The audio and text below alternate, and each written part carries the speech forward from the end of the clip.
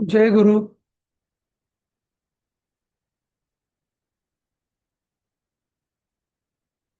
जय गुरु.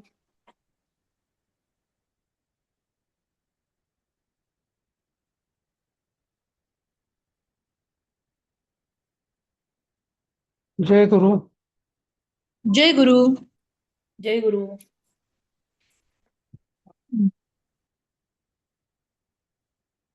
अध्याय कोण वाचेल का? 9वा अध्याय.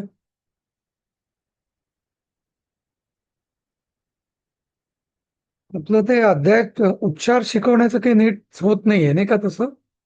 मध्ये आपण 8व्या हो अध्यायात सुरू केलं होतं. हो हो. पण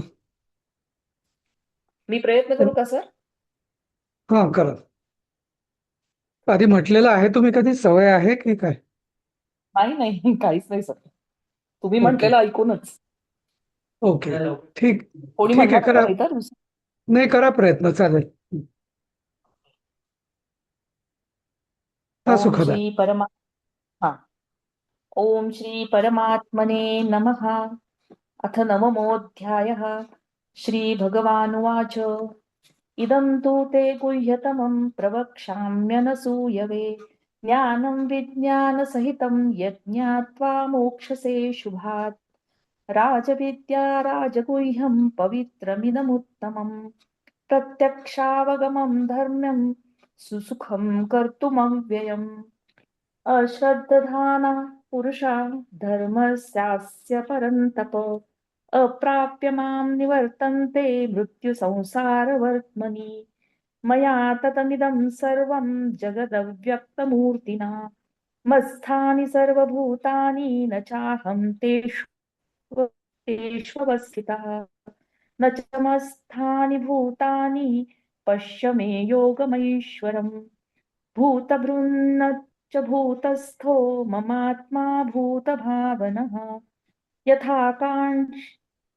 यथाकाशस्थितो नित्यं वायुः सर्वत्र गो महान् तथा सर्वाणि भूतानि मत्स्थानीत्युपधारय सर्वभूतानि कौन्तेय प्रकृतिं मामिकाम् कल्पक्षये पुनस्तानि कल्पादौ विसृजाम्यहम् प्रकृतिं स्वामवष्टभ्य विसृजामि पुनः पुनः भूतग्राममिमं कृत्स्न मम वशं प्रकृतेर्वशात् न च मां तानि कर्माणि निबध्नन्ति निबद्धन् निबध्नन्ति निबध्नन्ति.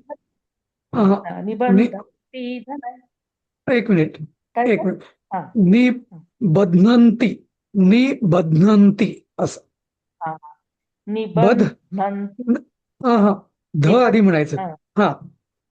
निबंध ध आणि न नंतर म्हणायचं का? निबंधन्ति निबधनन्ति असं. हा, निबधन्ति धनंजय. नाही ते अजूनही येत नाहीये सर. एक मिनिट असं करा, प्रॅक्टिस नाही, सगळ्यांनाच सांगतो मी, असं म्हणा. हे हा बघा. हा बध्नाती हा धातू आहे नाही का. तर हा बदनाती बध्नंती.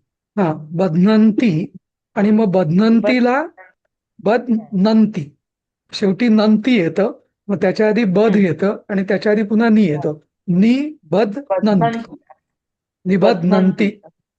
निबध्नन्ति हा, बरोबर.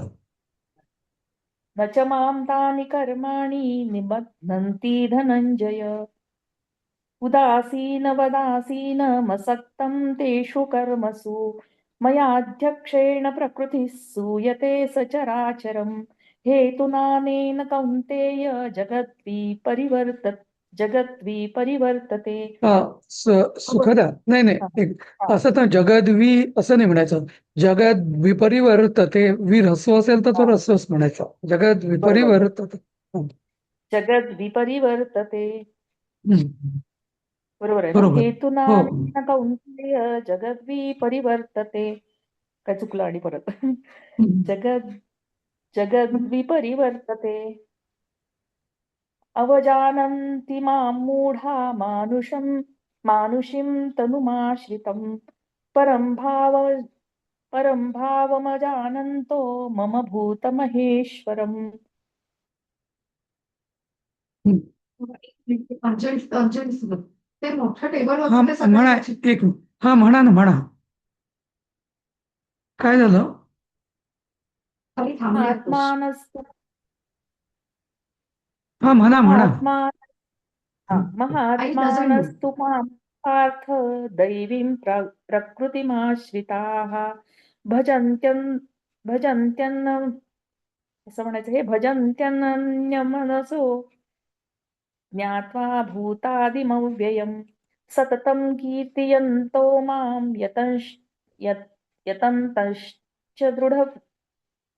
यतन्तश्च दृढव्रताः नमस्यन्तश्च मां भक्त्या नित्ययुक्ता उपासते ज्ञानयज्ञेन चाप्यन्ये यजन्तो मामुपासते एकत्वेन पृथक्त्वेन बहुधा विश्वतो मुखम् अहं क्रतुरहं यज्ञ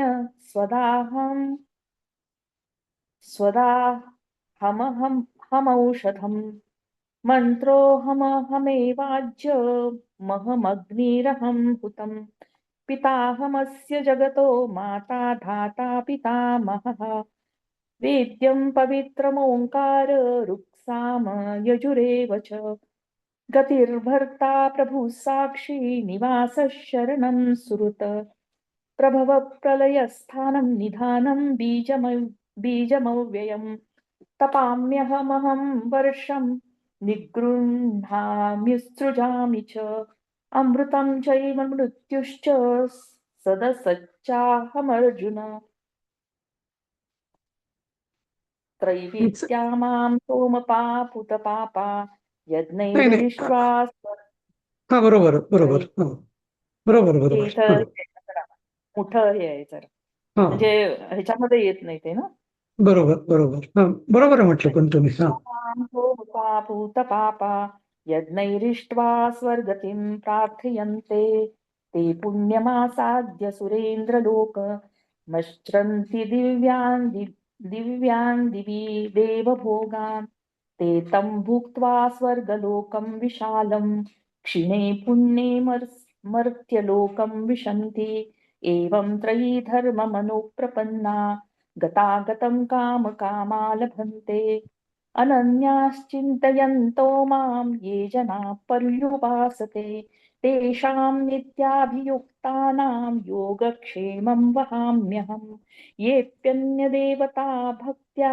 यजन्ते श्रद्धयान्विताः तेऽपि मामेव कौन्तेय यजन्त्यविधिपूर्वकम् अहं हि सर्वयज्ञानां भोक्ता च प्रभुरेव च न तु मामभिजानन्ति तत्त्वे नातश्चवन्ति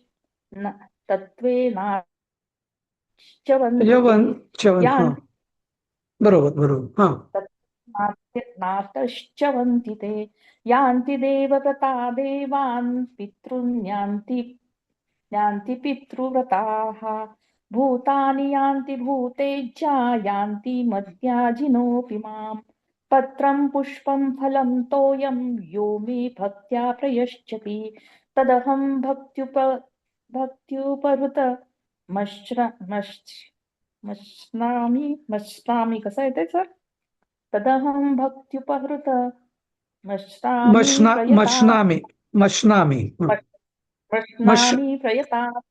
हा काय सर म्हणा म्हणा म्हणा म्हणा परत हा तदहं भक्त्युपहृत मश्नामि प्रयतात्मनः श्र एक आणि न एक आहे ना ते सर श आणि न हा दुसरं एक सांगू का तुम्हाला तुम्ही बाकी छान म्हणताय पण तो ऱ्हस्वाचं दीर्घ खूप होत आहे तर ते जरा काळजी घ्यायची हा मशनामी बरोबर प्रयतात मनः मशनामी असं आपण पॉज लांबवतो जरा तसं कधीच नाही करेल मश्नामि हा हा हा लगेच पुढचं हे घ्यायचं हा ह्रस्व आलं की लगेच भक्त्युपहृत हा हा मश्नामि प्रयतात्मनः हा यत्करोषि यदश्रामि यज्जुहोषि ददासि यत्यपस्यसि कौन्तेय यत्कुरुष्व मदर्पणम् फलैरेवं मोक्षसे कर्मबन्धनैः संन्यासयोगयुक्तात्मा विमुक्तो मामुपैष्यसि समोऽहं सर्वभूतेषु न मे द्वेषोऽस्ति न प्रियः ये भजन्ति तु माम् ये ये भजन्ति भजन्ति तु तुम माम् भक्त्या तुमां भक्त्या असं म्हणायचं. हा. ये भजन्ति त्वां भक्त्या मयि तेषु चा अह, मयि ते तेषु नाही नाही, चाप्यहम् मयि ते तेषु चाप्यहम् असं. मयि ते तेषु चाप्यहम् अपि चेत् सुरु अपि चेत् सुदुराचारो भजते मामनन्यभाक् साधुरेव समन्तव्य सम्यग् वसितो हि सः क्षिप्रं भवति धर्मात्मा शश्वच्छान्तिं निगच्छति कौन्तेय प्रतिजानीहि हम्म. परत चुकतंय ते परत दीर्घ होतंय का कौन्तेय प्रतिजानीहि न मे भक्त प्रणश्यति मां हि पार्थ व्यपाश्रित्य येऽपि स्युः पापयोनयः स्त्रियो वैश्यास्तथा शूद्रास्तेऽपि यान्ति परां गतिम् किं पुनर्ब्राह्मणा पुण्या भक्त्या राजर्षयस्तथा अनित्यमसुखं लोकमिमं प्राप्य भजस्व माम् मन्मना भव मन्मना मद्भक्त भव मद्भक्तो मद्भक्त. हम्म. हा. मन्मना भव मद्भक्तो मद्याजी मां नमस्कुरु मामे वैष्यसि युक्तैव मात्मानं मत्परायणः ॐ तत्सदिति श्रीमद्भगवद्गीतासूपनिषत्सु ब्रह्मविद्यायां योगशास्त्रे श्रीकृष्णार्जुनसंवादे राजविद्या राजगुह्ययोगो नाम नवमोऽध्यायः श्रीकृष्णार्पणमस्तु हरये नमः हरये नमः हरये नमः ठीक आहे. सर एक विचारू का? हा बोला ना. प्रॅक्टिस सर प्रॅक्टिस आपली परीक्षा झाली होती ना प्रवेशची, हो, त्याचा रिझल्ट येईल का एवढं? त्याचा निकाल. अच्छा. हा नाही, मला परवा दोघात त्यांनी नावांचं जरा परवा म्हणजे गेल्या आठवड्यात त्यांनी हा नावांचं विचारलं की मनीषाचं नी ऱ्हस्व आहे की दीर्घ वगैरे असं, म्हणजे ते सर्टिफिकेट्स तयार करण्याचं त्यांचं काम सुरू होतं. अशी म्हणजे नावांचं शुद्ध बरोबर आहे का वगैरे असं ते विचारत होते. त्या अर्थी बहुतेक ते झालेली आहेच त्यांची. तर या आठवड्यात यावं अशी अपेक्षा आहे. अच्छा अच्छा, कारण आता 2 महिने होत आले ना म्हणून विचारलं. हो, नाही बरोबर. नाही, तो उशीर माझ्याचकडनं झाला तसा, पण ठीक आहे. आता ऑलमोस्ट म्हणजे येईल असं वाटतं. लागेल लवकरच. हा. हा ठीक आहे ठीक आहे. हो. हा एक उत्सुकता म्हणून विचारलं, दुसरं काही नाही. हो, नाही ठीक आहे. उफ, हा हा. तुम्हाला काही काळजी करायचं कारण नाही हो उषा ताई. काळजी नाही हो, रिझल्ट लागला की असं छान वाटतं ना. हो चला आता हो, आपण पुढच्या वर्गात गेलो असं. बरोबर. हम्म, हम्म. ठीक आहे. तर पण हे चौथे पाचवे श्लोक घेतले होते की काय, आठवतं का कोणाला? मला वाटतं नुसते वाचले होते का? नाही, चौथा चालू होता. चौथा चालू चालू होता. चालू केला होता. बरं. हा. हा मया ततमिदं सर्वं जगदव्यक्तमूर्तिना मत्स्थानि सर्वभूतानि न चाहं तेष्वस्थितः. न च मत्स्थानि भूतानि पश्य मे योगमैश्वरम् भूतभृन् न च भूतस्थो ममात्मा भूतभावनः. तर हे ना फार वरवर पाहणाऱ्याला, म्हणजे जो नुसतं संस्कृत या दृष्टीने वाचेल ना, त्याला हे खूप कन्फ्युजिंग आहे. हम्म. आधी आधी कृष्ण असं म्हणतो मत्स्थानी सर्वभूतानी, आणि मग नंतर पुढच्या श्लोकात म्हणतो न च मत्स्थानी भूतानी पश्य मे योगमेश्वरम. काय ते बघूया आपण असं का म्हटलंय त्यांनी. पण जरा नुसतं शब्द म्हणजे शाब्दिक दृष्ट्या जरा गोंधळणार आहे. बघूया काय ते. तर मया अव्यक्त मूर्तीना, मया हे तृतीय घेतले त्यांनी, की माझ्यासारख्या अव्यक्त मूर्तीना, की म्हणजे माझ्यासारख्या अव्यक्त काहीच माझं व्यक्तच नाहीये. ना आकार, ना गुण, ना रूप, ना काहीच, नाही का. निर्गुणच आहे तो, निर्गुण निराकार आपण म्हणतो तसं. तर अशा माझ्या अव्यक्ताकडून आता अव्यक्त मूर्तीना हा शब्द खरा फार गोंधळात टाकणार आहे, की व्यक्त मूर्ती असू शकते. मूर्ती म्हणजेच आकार, नाही का, मूर्त आपण म्हणतो. पण अव्यक्त मूर्ती कशी काय असू शकेल? पण तो प्रयोग त्यांनी केलाय, अव्यक्त मूर्तीना म्हणजे निर्गुण निराकाराची मूर्ती असं. हा, अशा माझ्या अव्यक्त मूर्तीकडून किंवा माझ्या अव्यक्त स्वरूपाकडून इदम सर्वम जगत पतम, हे सगळं जग व्यापलेलं आहे. तर इथं हे व्यापलेलं आहे असं म्हणण्याचं कारण काय? तर सगळ्या जगामध्ये त्याच म्हणजे त्याच्याच प्रेरणेने आणि त्याच चैतन्य किंवा त्याची चित्शक्ती, त्याचा वास आहे. म्हणजे त्या चैतन्यामुळेच सगळे जीव जीव होतात, नाही का? या अर्थाने असं म्हणतो तो, की मी व्यक्त नाही, पण हे जे सगळं जगत जे व्यक्त आहे ते मात्र मी व्यापलेलं आहे असं. म्हणजे आणि याच्यावरती म्हणजे फिलॉसॉफीमध्ये हा एक चर्चेचा विषय असतो, की सगुणातनं सगुण होऊ शकतं, नाही का? जसं मातीतनं घट होऊ शकतो, घटाचे अजून काही वेगळा आकार देता येतो, पण अव्यक्तातनं व्यक्त कसं होणार? असं. पण आणि मग तो काय म्हणतो, स्त स्त सर्वभूतानि मत्स्थानी. ही सगळी भूत म्हणजे प्राणी ही माझ्यामध्ये स्थित आहेत. आता ते सांगितलं ना, की ती आता माझ्यामुळे स्थित आहेत म्हणजे काय? तर माझ्यामध्ये स्थित आहे. मत्स्थानी सर्व भूतानी म्हणजे काय, की त्यांना ते जे आत्मवान झालेली आहेत, म्हणजे त्यांच्यामध्ये जो आत्मरूप म्हणजे आत्मभाव आलेला आहे, आत्म्याचा त्यांचा, तो माझ्यामुळेच आलेला आहे. आणि त्या अर्थाने सर्वभूतानी मत्स्थान असं. पण असं जरी असलं तरी अहम तेषु न अवस्थित, तरी मी मात्र त्यांच्यात अवस्थित नाही किंवा अडकलेलो नाही, असं शब्द समजला की जास्त सोपं होईल. मी त्यांच्यात अडकलेलो नाही, मी मुक्तच आहे. आता याच्याच पुढच्या श्लोकामध्ये ते म्हणतात, म्हणजे थोडक्यात काय, की सगळ्या जीवांना जे आत्मतत्व जे आहे त्या जीवांमध्ये, त्या रूपाने मी त्यांच्यात आहे, त्याने मी व्यापलेलो आहे. पण ते आत्मरूपाने फक्त ते आत्मरूप म्हणजे असं मी फक्त त्याला स्पार्क दिलेला आहे. त्यात मी अडकलेलो आहे का? अजिबात.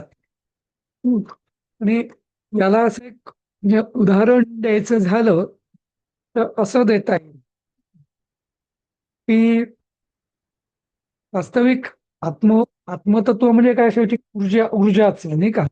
जसं की आपली घरातली इलेक्ट्रिसिटी, नाही का, ती आपण वायरनी एखाद्या फिलामेंट बल्बला देतो. त्या फिलामेंटमध्ये ती इलेक्ट्रिसिटी जाते आणि त्यामुळे तो बल्ब प्रकाशमान होतो, तो दिवा प्रकाशमान होतो. पण पण ती ही ऊर्जा त्यात अडकलेली आहे का? अजिबात नाही. त्या ऊर्जेने त्याला प्रकाशमान केलंय, बरोबर. जसं पॉवर हाऊस मधून ऊर्जा येऊन ट्रान्सफॉर्मर मधून आपल्या घरात येऊन आपल्या मीटर मधून ती आपल्या घरात आली आणि आपण स्विच ऑन केल्यावरती ती त्या बल्ब मध्ये जाते आणि बल्ब प्रकाशमान होतो, बरोबर. म्हणजे थोडक्यात तो आता म्हणूया तो सजीव होतो काहीतरी. तो ऊर्जा म्हणजे म्हणजे ऊर्जा आपल्याला वाटतं ती बल्बची ऊर्जा आहे, बल्ब प्रकाश देतो. प्रकाश कोण देत आहे? बल्ब नाही देत आहे, नाही का? प्रकाश ती ऊर्जा देतो. आपल्याला वाटतं म्हणजे बल्बला उद्या वाटलं की मी प्रकाश देतोय तर त्याचा अहंकार, त्याला काय अर्थ आहे का? नाही. तो तर म्हणजे ती ऊर्जा ज्या क्षणी संपेल त्या क्षणी त्याचं प्रकाशत्व संपलं किंवा दीपत्व संपलं, नाही का? तर तसंच सगळ्या भूतांची पण तीच अवस्था आहे. आणि त्या अर्थाने तो त्या भूतांना म्हणजे तो अव्यक्त, आता जशी इलेक्ट्रिसिटी जशी अव्यक्त असते, पण तिने सगळं म्हणजे आपलं घर व्यापलेलं असतं, म्हणजे सगळ्या यांना प्रकाश, पंख्यांना पंखा, एसीला एसी, फ्रीजला फ्रीज, अजून काय देऊ गॅजेट्स असतील त्या सगळ्यांना ती ऊर्जा देत असते. म्हणजे सगळं जग तिच्या दृष्टीने तिने व्यापलेलं असतं, पण ती कशातही अडकलेली असते का? नाही. ती फक्त तेवढ्यापुरती त्या त्या त्या जीवांना ऊर्जा देते. हे तसंच आहे. ती ऊर्जा म्हणजे परमात्मा हा फक्त ऊर्जेचा स्रोत आहे. समजलं? आणि म्हणून मग पुढचं, आणि ह्या कन्सेप्ट जर समजला तर मग हा पुढचा श्लोक समजतो की भूतानी मत्स्थानी न च मे. पण वस्तुतः म्हणजे आधी जे म्हटलं होतं की सर्व भूतानी मत्स्थानी ती माझ्यामध्ये स्थित आहेत, म्हणजे काय की मी त्यांना फक्त चैतन्य दिलेलं आहे, पण मी त्यांच्यात नाही असं. आणि भूतानी मत्स्थानी नच, आणि ते सुद्धा माझ्यामध्ये नाहीये. जसं बल्ब, बल्ब हा इलेक्ट्रिसिटीमध्ये असेल का? नाही. बल्ब म्हणजे बल्ब हा तर म्हणजे सजीव आहे. आणि असं कृष्ण का म्हणतो की मी त्या भूतांना, आधीच्या ह्याच्यात पण म्हटलंय ना, अहम तेषु न अवस्थिता. कारण मी जर त्यांच्यात अवस्थित झालो किंवा अडकलो तर मग त्यांचे गुणधर्म म्हणजे उत्पत्ती, स्थिती, लय वगैरे कुठल्याही नाशवंत गोष्टींचे, अनित्य गोष्टींचे जे नियम आहेत ते मला पण लागू होऊ शकतील. त्यामुळे मी त्यांच्यात अडकलेलोच नाहीये, मी मुक्त आहे. त्यामुळे त्या अर्थाने मी पूर्ण मुक्त आहे. आणि तसंच भूतानी मत्स्थानी नच, आणि ते सुद्धा माझ्यामध्ये नाही, कारण ते जर माझ्यामध्ये आले तर मला त्यांचे गुणधर्म येतील.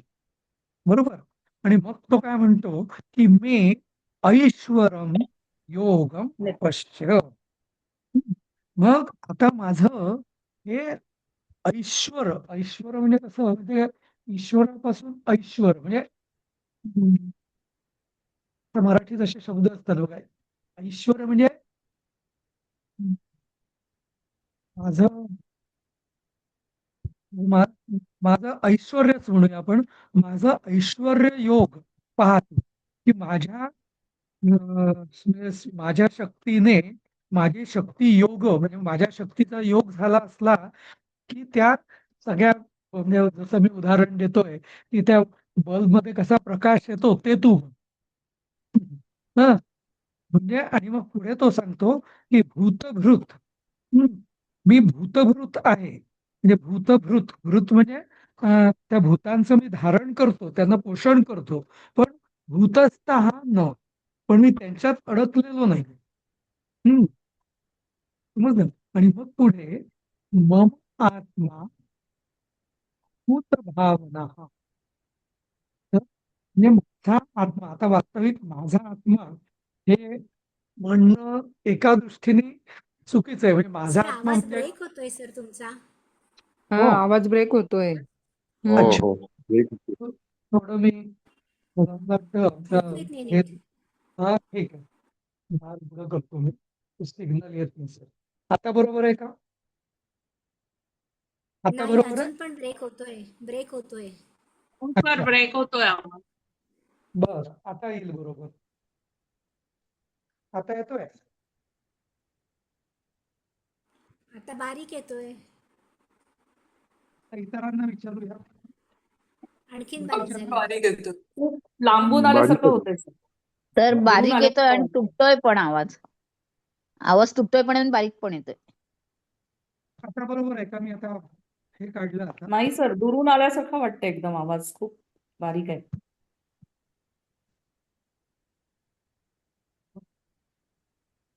काय करायचं मग? आता बरोबर आहे की नाही अजून? नाही सर अजून.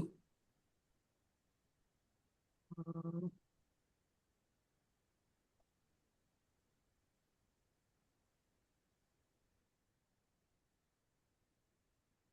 आता बरोबर आहे का? नाही सर. आता आहे बरोबर की नाही अजून? नाही सर, दुरून आल्यासारखा होतोय आवाज, अगदी बारीक ऐकू येतोय. येत आहे का? नाही नाही आणि सर. तुटतोय सर, नाही आवाज येतोय तुटतोय सर. तुमचा. ऐकू येत आहे का? सर आवाज नाही सर अजून. तुटतोच आहे तुमचा. ऐकू येत ब्रेक आहे का? होतोय ब्रेक. आता जरा बरा.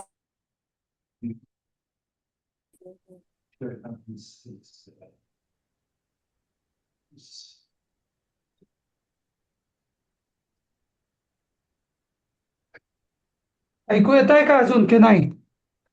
हा येतोय आता सर येतोय. आता छान आता आलं. येतो. हा, आता आता ऐकू येतोय. आता येत आहे ना? हा, ठीक आहे, ठीक आहे. तर हा, तर मम आत्मा, आता मम आत्मा इथं कृष्णाला असं म्हणायचं नाही की माझा आत्मा वेगळा, तुझा आत्मा वेगळा, कारण नाही तर मग तो द्वैतभाव उत्पन्न होईल. बरोबर? आत्मा तर एकच आहे सगळ्यांचा, म्हणजे एकाच आत्म्याचे, म्हणजे एक परमात्मा किंवा आत्मतत्व हे एकच आहे. रादर आत्मा म्हणण्यापेक्षा आत्मतत्व हे एकच आहे आणि तेच परमतत्व किंवा परमात्मा आहे आणि त्याचे अंश आहेत फक्त आपल्याकडे जे येतो तो. आणि भूतभावना, हा, ते भूतभावना हा शब्द मला खूप आवडतो. म्हणजे काय की त्या सगळ्या भूतांना भाव उत्पन्न होतो, त्या भूतान म्हणजे ते प्राणीमात्रांना जीवभाव उत्पन्न होतो.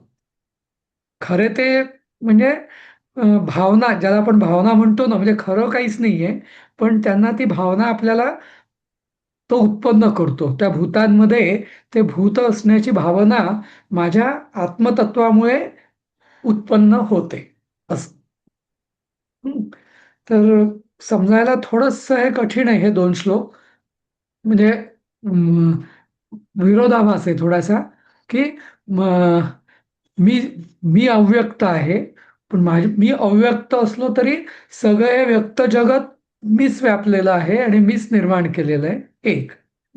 दुसरं, सर्व भूतानी मत्स्थानी, सगळे प्राणी मात्र हे माझ्यामध्ये आहेत, कारण का माझंच आत्मतत्वाने त्यांना चैतन्य मिळालेलं आहे. पण अहम तेषु न अवस्थिता, मी त्यांच्यात अडकलेलो नाही, कारण त्यांचे जे उत्पत्ती स्थिती लय असं अनित्य भावना आहे ती नाहीतर मला लागेल, त्यामुळे मी त्यांच्यात अडकलेलो नाही, मी मुक्तच आहे. पुढच्या श्लोकामध्ये भूतानी मत्स्थानी नच, म्हणजे त्या आधीच्या पेक्षा आता विरोधाने म्हणतो की ते प्राणी सुद्धा माझ्यात नाही. कारण का? मुख्य कारण असं की ते ते नित्य आहेत का? नाही, ते तर अनित्य आहेत ना, मग ते माझ्यात कसे असतील म्हणून. त्या अर्थाने. आणि मग मे ऐश्वरम योगम पश्य, आणि हे माझं जे ऐश्वर आहे की अव्यक्त होऊन असून सुद्धा, म्हणजे मी अव्यक्त होऊन सुद्धा व्यक्त जगताला मी निर्माण करतोय. व्यक्त जगताचं कारणे मी आहे आणि माझ्यापासूनच ते उत्पन्न झाले, पण मी त्यात अडकलेलो नाही. नंतर भूतभृत, या सगळ्या भूतांना धारण पोषण त्यांचं मी करतो, पण त्यांच्यात मी परत नाही. हा, आणि मम आत्मा म्हणजे माझं आत्मतत्व किंवा माझी आत्मशक्ती किंवा माझं चैतन्य भूतभावना, हा, या प्राणीमात्रांना म्हणजे भूतभाव देणार आहे. समजलं? कळलं का? थोडंफार त्या लाईन्स वरतीच आहे ना, की जेव्हा त्रिगुण स्थापन करण्याच्या ह्याच्यामध्ये पण परमेश्वरांनी हेच म्हटलं होतं ना, की जरी त्रिगुण माझ्यापासून हे झालेले आहेत तरी मी त्याच्यात अडकलेलो नाही. तसंच टाईप बरोबर, थोडंफार. तसंच आहे. बरोबर, तसंच आहे. आणि म्हणून मी नेहमी ते उदाहरण, हे जे मी आता तुम्हाला इलेक्ट्रिसिटीचं दिलं, हे उदाहरण देतो की ती ऊर्जा आपल्याला दिसत नाही, म्हणजे अव्यक्त आहे. हा, तर अव्यक्तातनं व्यक्त कसं होतं, नाही का, हे ते उदाहरण आहे. सर तुम्ही शेवटचं सांगितलेलं परत सांगता का? भूतांचे पालन पोषण करतो आणि नंतरचं काय बोललात ते नाही कळलं. हा, भूतभृत, भूत म्हणजे काय? म्हणजे त्यांचं मी पोषण, धारण पोषण करतो. हा भृत्य म्हणजे नोकर, नोकर म्हणजे हा आश्रित. हा, हा आणि भृत म्हणजे जो आश्रय देणारा तो. तर भूतभृत, सगळ्या प्राणीमात्रांना जो आश्रय देणारा तो मी आहे. आश्रय हम्म, म्हणजेच धारण पोषण असं. हा पण अशा या त्या भूतांमध्ये मी अडकलेलो नाहीये किंवा त्यांच्यात भूतस्था हा न अहम न भूतस्था, मी त्यांच्यात राहिलेलो नाहीये. हम्म. म्हणजे कसं, आता आता इथे भूत या शब्दाचा अर्थ ना नुसतंच प्राणी न घेता आपण पंचमहाभूत पण घ्यायला हरकत नाही. समजलं? जसं की हा तेजामध्ये, पृथ्वीमध्ये, जलामध्ये, अग्नीमध्ये, वायूमध्ये, इवन आकाशामध्ये, या सगळ्यांमध्ये परमतत्व आहे किंवा परमात्मा आहे. पण परमात्मा तो त्यांच्यात अडकलेला आहे का? नाही. असा.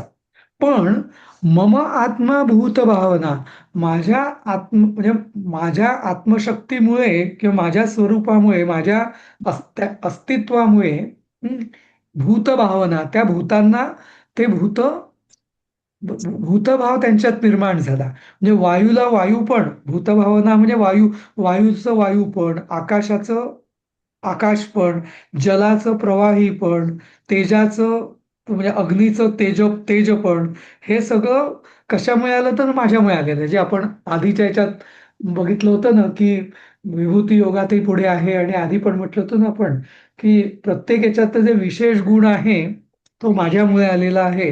तसंच म्हणजे त्यांचं जे प्रमुख ऐश्वर्य किंवा प्रमुख शक्ती जी आहे त्यांच्यातली, ती माझ्यामुळे आलेली आहे. पण तरी मी त्यांच्यात अडकलेलो आहे का? नाही. असं. तर हा कन्सेप्ट गीतेमध्ये याचं खूप वेळा वेगवेगळ्या पद्धतीने हा कन्सेप्ट सांगितलेला आहे, की मी सगळ्यांमध्ये आहे पण मी कशात अडकलेलो नाही. सगळे माझ्यामध्ये पण नाही. म्हणजे ते माझ्यात नाही. मी वेगळा, मी नित्य आहे, बाकी सगळं अनित्य आहे. असं. आणि ते म्हणजे पुन्हा पुन्हा का सांगितलं? कारण पुनरुक्ती हा नाहीतर शास्त्रामध्ये दोष मानला जातो. पण गीतेसारख्या ग्रंथांमध्ये तो दोष मानला जात नाही. कारण असं की एकतर अध्याय वेगवेगळे आहेत एक, आणि दुसरं तो जेव्हा जेव्हा एखादी संकल्पना जेव्हा समजायला कठीण असते तेव्हा ती वेगवेगळ्या पद्धतीने समजावून सांगणं, त्याला पुनरुक्तीचा दोष मग तेव्हा येत नाही. असं. असं. समजलं? हो हो समजलं. याचं अजून पुढे एक छान उदाहरणच दिलंय त्यांनी, कृष्णाने, की यथाकाशस्थितो नित्यं वायुः सर्वत्र गो महान् तथा सर्वाणि भूतानि मत्स्थाने उपधारय. तर आता कसं, म्हणजे माझं स्वरूप कसं आहे, तर यथाकाश स्थितो नित्यम वायू सर्वत्र गो महान्. म्हणजे वायू हा नित्य कुठे असतो? आकाशात. आकाश म्हणजे अवकाश, ज्याला आपण स्पेस म्हणतो, नाही का? जर स्पेस नसती तर वायू असता का? नाही. त्यामुळे वायूचा आश्रयदाता कोण? आकाश. बरोबर. पण असं जरी असलं तरी वायू हा सगळीकडे तो फिरत असतो, नाही का? सगळ्यात फिरतो तो. त्याचं नित्य स्थान काय आहे? आकाश आहे. पण तरी तो कशातही जाईल, नदीवर जाईल, पर्वतावर जाईल, नाही का, घरांमध्ये जाईल, सगळीकडे जाईल. पण त्याचं नित्य स्थान कायम तो आकाशात असतो. आणि तुम्हाला माहिती असेल ते जे आपल्या विश्वाचा जेव्हा लय होतो तेव्हाच तो वायू आकाशात लीन होतो, असंच म्हटलं जातं. म्हणजे तो आकाशात पासूनच उत्पन्नही झालेला आहे आणि तो आकाशातच लीन होणार आणि तो नित्य आकाशातच राहणार. असा वायू. तर जसा वायू आकाशामध्ये स्थित आहे नित्य नेहमी, तसंच सर्वाणि भूतानी मत्स्थानी इति उपधारय. म्हणजे जसं वायूला नेहमी आकाशाचा आश्रय असतो. वायू आणि आकाश एक नाही आहेत. वायूला आकाशाचा आश्रय आहे.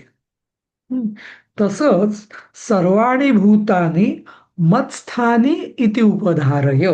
तशाच सगळ्या प्राण्यांना माझा आश्रय आहे किंवा माझ्या आश्रयामुळे, माझ्या कृपेमुळे म्हणा किंवा माझ्या आश्रयामुळे ते आहेत असं. असा तू निश्चय कर. सर्वाणि भूतानि मत्स्थानी इति उपधारय. म्हणजे मी त्यांच्यात अडकलेलो नाहीये, पण त्यांना मात्र माझा आश्रय आहे, माझ्या आश्रयानेच ते आहेत. मग त्या अर्थाने मत्स्थानी हा शब्द वापरलेला आहे. हम्म. अजून कुठलं कोणाला उदाहरण देता येईल का असं, की एखादं मोठं असतं, म्हणजे मोठी वस्तू असते, तिच्या आश्रयाने बाकीच्या छोट्या गोष्टी राहत असतात. हम्म. त्यामुळे मोठी झाडांच्या वस्तू, खाली बांडगुळ असतात ती झाडांच्या बरोबर, आश्रयाने. अगदी बरोबर. हा, झाडांच्या आश्रयाने बांडगुळ असतात. बांडगुळांना वाटतं की माझ्यामुळे झाड आहे, पण तसं काही नसतं. किंवा मी म्हणजेच झाड, पण तसं नसतं, नाही का? बरोबर, अगदी. हम्म. तर आणि हा प्रकृतीचा नियमच आहे, नाही का? इवन असं म्हटलं जातं की आपल्या जठरामध्ये पण हजारो बॅक्टेरिया, जीवाणू असतात, नाही का? तर आपल्या म्हणजे त्यांच्या दृष्टीने ते त्यांचं निवास असतात, ते कायम असतात तिथे, असं, नाही का? तर तसंच म्हणजे सगळी भूत ही परमेश्वराशी म्हणजे परमतत्व, इथे परमेश्वर म्हणण्यापेक्षा जे आत्मतत्व आहे त्याच्या आश्रयाने आहे असं. आणि ते आपण कायम म्हणजे असा निश्चय कर किती उपधारय, म्हणजे या सगळ्यांचा आश्रयदाता कोण, तर तो परमेश्वर, परमात्मा, हे लक्षात ठेवणं महत्वाचं आहे. जसं एक ते सुभाषित आहे, सुभाषित म्हणजे उपनिषदातच आहे मला वाटतं. तर असं एक आहे की ना प्रत्येक पदार्थाची 5 रूपं आहेत. हम्म. एक नाम, रूप, 5 कॅरेक्टरिस्टिक्स म्हणूया आपण, 5 गुणधर्म आहेत. काय? नाम, रूप, सत, चित आणि आनंद. सत म्हणजे असणं, चित म्हणजे त्याच्यात काहीतरी शक्ती असणं, आणि आनंद म्हणजे ते व्यक्त होणं. व्यक्त होणं म्हणजेच आनंद. आता म्हणजे कुठलाही प्राणी, कुठल्याही व्यक्ती, सगळ्यांमध्ये हे 5 गुणधर्म, सगळे म्हणजे कुठलाही जीव, याच्यात अगदी वस्तूंमध्ये सुद्धा. पण आपण काय करतो, बहुतेक वेळा नाम आणि रूप याच्यावरनं आपलं मत त्या वस्तू, त्या व्यक्तीविषयी, वस्तूविषयी, तो दिसतो कसा, त्याचा आकार कसा, याच्यावरनं, आणि त्याचं नाव, त्याच्यावरतीच आपण अडकून बसतो, बाह्य स्वरूपावरती. पण वास्तविक बघता सच्चित आणि आनंद हे सगळ्यांमध्ये समान आहेत. पण आपण त्याच्या नाम आणि रूपावरतीच भाळतो असं. तर ही सगळी सर्वाणी भूतानी यांच्यामध्ये मी ही माझ्यात स्थित आहे, म्हणजे काय, सच्चिदानंद जो माझं तत्रूप आहे ते सगळ्यांमध्ये आहेच. पण त्यांचं नाम वेगळं आणि रूप वेगळं, म्हणून आपण त्यांना, त्या भूतांना वेगवेगळं समजतो, भूतांना, प्राणीमात्रांना वगैरे, नाही का? असं. पण आपण जेव्हा ते नाम आणि रूप यांच्या पलीकडे, यांच्या पुढे जाऊन त्यांना मागे टाकून बघायला शिकू, तेव्हा मग आपल्याला पूर्ण अद्वैत नजरेला येईल. कारण सगळ्यांमध्ये सत्तत्व एकच आहे, चित्तत्व एकच आहे आणि आनंद तत्व एकच आहे, असा आपल्याला अनुभव येईल असं. आणि त्यालाच अद्वैत दृष्टी असं म्हणतात, नाही का? ते वेगळ्या अर्थाने कृष्ण हेच सांगतायत. तथा सर्वाणि भूतानि मत्स्थानं स्थानी उपधारय. काय म्हणतात छायाताई, काही बोलायचंय? ठीक आहे. तर म्हणजे अगदी आकाश सुद्धा, इथे मग म्हणजे जसं वायू जसा आकाशात असतो, तसं आकाश सुद्धा माझ्या आश्रयाला आहे असं. ठीक आहे. पुढचा सर्वच श्लोक. पंचमहाभूत ना सर? हो, सगळंच. आणि पंचमहाभूतांच्याही पुढचं, पण सगळी पंचमहाभूत शेवटी प्रकृतीमध्ये लीन होतात असं आहे. आणि मग ती अपरा प्रकृती परमात्म्यात लीन होते असं, नाही का? आपण ज्या आधी पण सर्व बघितलेल्या. पंचमहाभूत परमात्म्यातच स्थित आहेत. हा, पण परमात्म्याचं जे परमात्म्याची जी अपरा प्रकृती आहे त्यात ती लीन होतात, आणि त्यातनंच ती पुन्हा सृजन होतं त्यांचं, त्यातूनच असं.